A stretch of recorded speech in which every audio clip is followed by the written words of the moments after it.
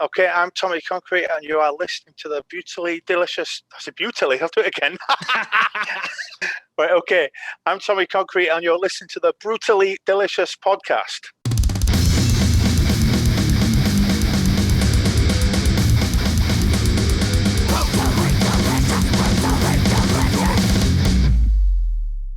How are you, man? You doing all right?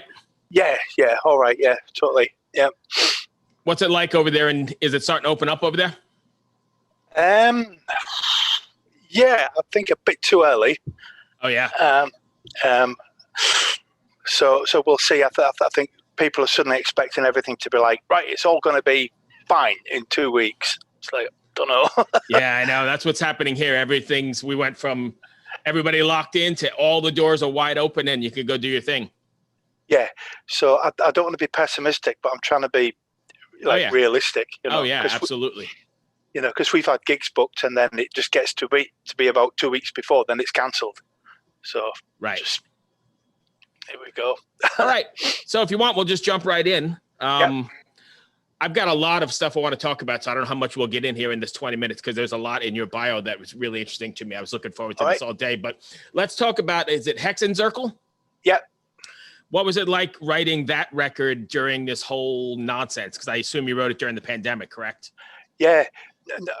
It was really strange because it was sort of like not particularly pleasant because it was quite an intensive thing that I did in quite a short period of time. So it drove me a little bit mental, but it also saved me from going completely mental because it was what I focused on, and I wasn't thinking about everything going to shit. And it was round about the time where we really didn't know. I was like, are we going to be in Mad Max territory right. by the end of the year? Right. So there's a lot of paranoia in there. So it was quite stressful, but it's Did you find it cathartic? Yeah, I suppose so. Maybe it's a bit too soon for it to have that effect on me now.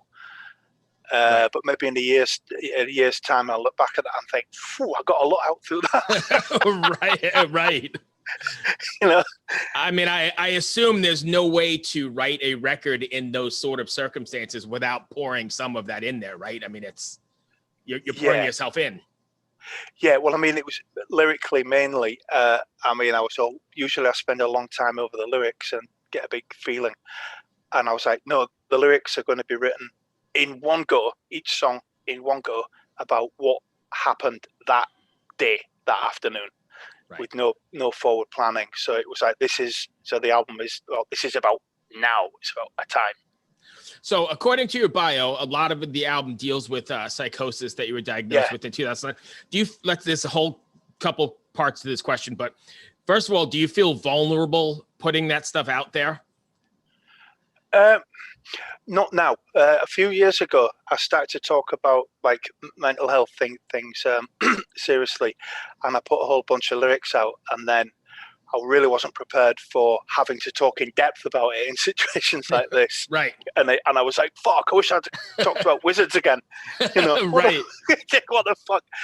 Whereas a couple of albums down the line have talked about things like that now. So I've put a few more boundaries up around things that I can't express, without feeling.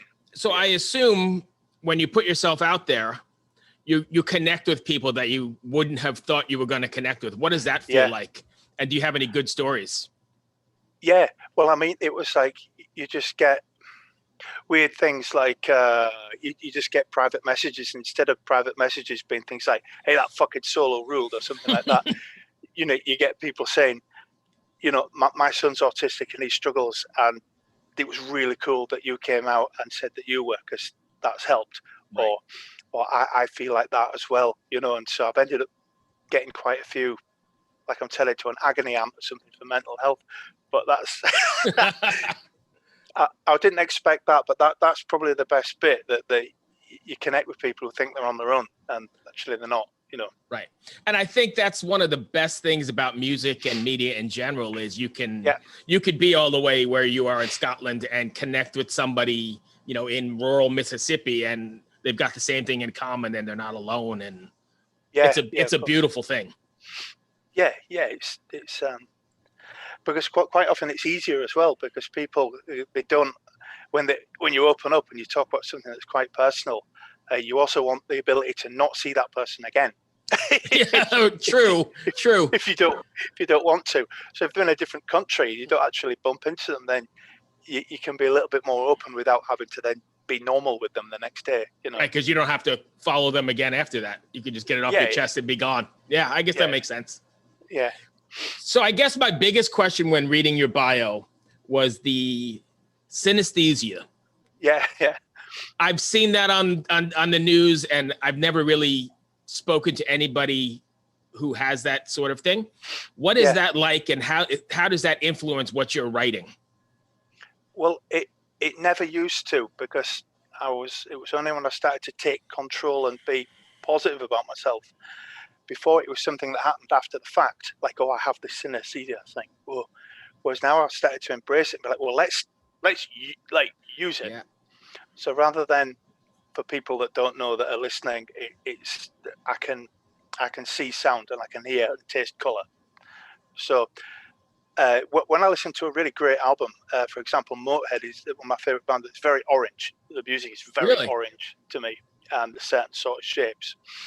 And I thought, wouldn't it be amazing if maybe could I draw the shapes that the album should make if it's perfect, and then try and make music to fit the shapes. But what about that? Let's reverse that. So I tried that, and I followed it through, and it was surprisingly easy, which is, I mean, why wouldn't it be? It's my skill, but you know, society at large doesn't have that, and so it makes it seem like it would be difficult. But yeah, so it was all quite it was an unusual process.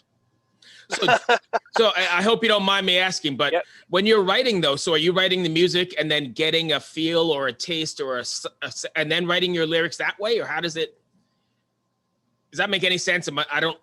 I guess from someone who doesn't understand it, it's difficult. So I'm just trying to figure out how that plays into what you're writing.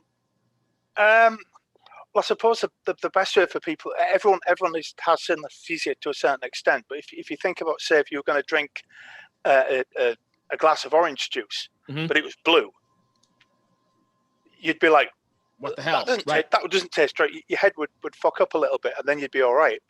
So it's just like that sort of reaction to things, but turned up a huge amount. And sometimes you might see an album cover and you don't think the artwork fits with the music. It might be the wrong color. Right. You know, so these things are there, but they're not, for me, they're just like really, really there. Right. It's just part of your day. Yeah, yeah. Is it all the time, or is it just when you're in creative mode? No, it's all the time. I mean, it took a while to figure out that other people don't experience the same things. Interesting. You know. Sorry, I had to ask because it's very interesting to me, and I think I think it definitely adds something special or different to the whole creative process as well. Yeah, well, I mean, it's that by putting these things in the bio, these are the things that actually I want to talk about. I want to get these awareness of these strange things, unusual things out there. You know, because I've had people talk to me like, "What the hell is that? That's nonsense. It doesn't make any sense." And you talk to them about it, then it turns out they experience it all the time. Really? Yeah. I mean, how can it be nonsense if that's what you're feeling? It can't be nonsense. It's just different. You know, we all go through this in a different way, and we're all on the same journey, just on a different way, I think. Yeah, so when I studied photography at university, you go into the science of things like that, and like different colors have different temperatures and things like that, and so everything is linked. It's just that most people just can't detect it to such a level. I mean, I have it when you have actual synesthesia or chromesthesia. It's actually more than just it's debilitating. It can actually be like you get a sensory overload. Like, say, if I'm on stage and the gig's we're playing really loud and there's loads of lights, my brain shuts off my sense of smell and my sense of taste. Oh, really? Yeah, it's overloads. So do you have to be careful what you do on stage then, or do you not worry about it and just have to deal with it? I can start to lose my vision if it gets really loud. Interesting. Yeah, but you just think, oh, everyone does that. No, it's just you. Right. Wow, that's interesting. Yeah. And then, so getting back to the record, what was the writing process like? I know you've got a lot of different guests on this. Did you write everything yourself and on your own and then turn the songs over? Or is it more of a collaborative effort? I did absolutely everything myself. I recorded everybody else's vocal parts myself. Oh, interesting. And then I sent it to them and I said, here's what to do. If you have absolutely no melodic ideas, then copy what I did. Right. But if you feel inspired, do it your way. And everyone did it their way. Nice. Which is great. I mean, used my lyrics and sang in those parts. I think it was Jenny and Laura, they actually added other bits like, oh, something should be happening here. And like, yeah, go ahead.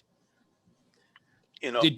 So you do all of the writing. Do you do all of the mixing and producing as well? No, that's Ramage from Ramage Inc. He does all the mixing and producing and the recording of the vocals. So in this sort of weird last year we've been in, did you have to send that off? And I mean, in the past, I'm assuming you were in the room when they were mixing and doing that. Yeah. Were you just getting like daily mixes or something? Yeah, and it was such a compromise. And Ramage was like, "Oh no, we can't do it without you there." And there's so many things, and but it turned out a lot better because the music was written by me drawing it as patterns and mathematical equations and things because of how I do it. Then I made the music fit that. It's actually quite fucking mad for people to listen to who don't see the accompanying color scheme that comes with it. Right. Do you know what I mean? Which also means it wasn't really that good. So I wasn't there when it was mixed, and Ramage mixed it based on what it sounds like. Sounds good to somebody that's only hearing it. Right. So when you get it back, then are you going, what the fuck is that? I was like, what the fuck is that? But then I was like, that's great. Oh, you're right. Right.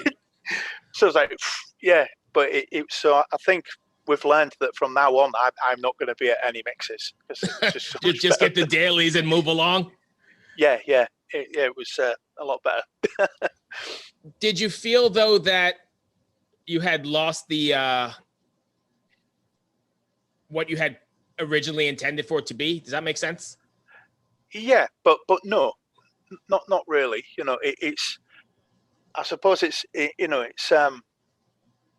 one of the problems with doing a project and I was aware of this from the beginning, doing a project that is based so heavily on a structure and a concept, is that at the end of the day, for the average person who's going to listen to it, it's not about that. It's about tunes. It's about, can I stick this on? Can I headbang to this? Right. Can I smoke weed? Can I do all these things to it? And they don't care about any of that. So it's a creative tool to make a good album. And if it gets in the way of it being a good album, then you should stop doing it. So I think it was a very important thing to get me to the end point, but the final hurdle, right, was Ramage mixing it purely sonically to sound like a good metal album. And I think he succeeded. It's pretty amazing. Yeah, cool. Yeah. Obviously I can't see where it's coming from when you envisioned it, but from a regular fan or music listener, it's great. Cool. What do you have planned for? I guess I don't. Maybe it's too early to plan live. You said some have been canceled. But you got anything in the books yet, or is it still all up in the air? Well, for me, solo, I don't play gigs. I've got a band, Tommy Concrete and the Werewolves, and we have our own totally different music that we play live. And I think we've got 3 gigs this year, and they just keep getting moved about. I'll believe it after they've happened. Right. No plan on taking your solo stuff out? No, I mean I would need about 15 people to actually do it. But it's written from the concept of like I know it doesn't have to be played live, so there's no limitations on this isn't possible or anything like that. That was going to be my next question. So when you're writing, you're not worried about how it comes across in a live setting. You're writing the song just for the song's sake and then worrying about live later? Yeah, well, with my solo stuff, it's never going to be played live, Well, occasionally with the Werewolves, we do a couple of songs, but there'll be nothing off this one. It's just one of them things. I like crazy studio albums, you know, like the early Satriani stuff, even though he played it live, you know, but like the just mad studio albums where you're really going for as much happening and make it all sound crazy. Right, just load it up and use all the tracks. Yeah. And then worry about, but then you see some of those, you're not playing live, but then you see some of those bands live and they can't do half of the shit they did because, you know, it's all quantized and moved around and. Yeah, completely. I mean, I'd love the budget to do this. I mean, I've thought about my next solo album, actually getting a band or musicians together to create something completely mad and go into the studio that way. But it would just, thing is whenever I actually put a guitar in my hand and an amp and volume, I'll just go into Motorhead mode, you know, and it's just right. I see Lemmy behind you. Yeah, completely. And Motorhead, AC/DC is my two like favorite bands. So when you actually put me in a room with a guitar, everything's 1.5 minutes long, verse, chorus, right, miles an hour, simple, and that's how I like it as a physical experience playing. You know, raw rock and roll. Yeah, completely. Yeah, but studio wise, it's more perfection and glossy. Yeah, Hawkwind Lemmy. Whereas live, it's Motorhead Lemmy. So I don't normally ask the obvious questions, but I really do want to know, what does Hexenzirkel mean? Is there a meaning to it? Witch's Coven. Oh, really? In German. Yeah. Interesting. Yeah. Why? I mean,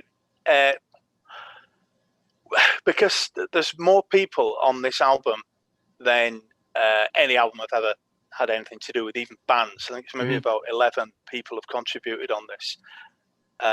And because it was quite, I mean, my wife studies theology and magic, and she was saying that, you know, it's almost like not numerology, but, you know, like the language of patterns and rituals and what I'm doing, like creating sound out of color and all weird stuff. It's actually, in a way, sort of quite magical and ritualistic. So it was almost like the musicians and everyone on it was all taking part in this, almost like a ritual in a way, you know.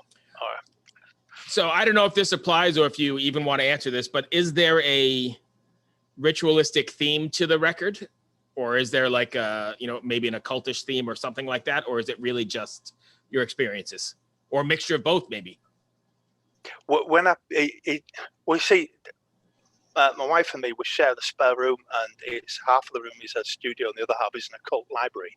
Oh, really? So it was, so I recorded it in an occult library. So it's like, you know, admit where you are and what you're being influenced by, you know, and it's so I did actually, once she suggested that was actually what was going on, I embraced it and I made sure that was what was going on. Right. So you created the whole vibe there.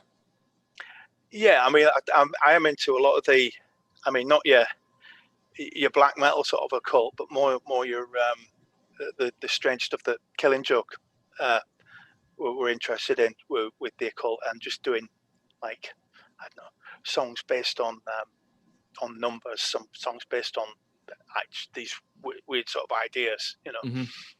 And geometry and all stuff like that, like the Pandemonium album. There's lots of the sacred geometry and things. I was going to say, I've heard of sacred geometry in the past before. I don't know much about it, but I know that's a thing. Yeah. So, I mean, I'm not the expert, but I am like sitting 1.5 meters away from an expert in the library. Yeah. So. And recording where that stuff is going on. So that's kind of interesting as well. Yeah, completely. Yeah. You pick up any kind of interesting vibes from it, or?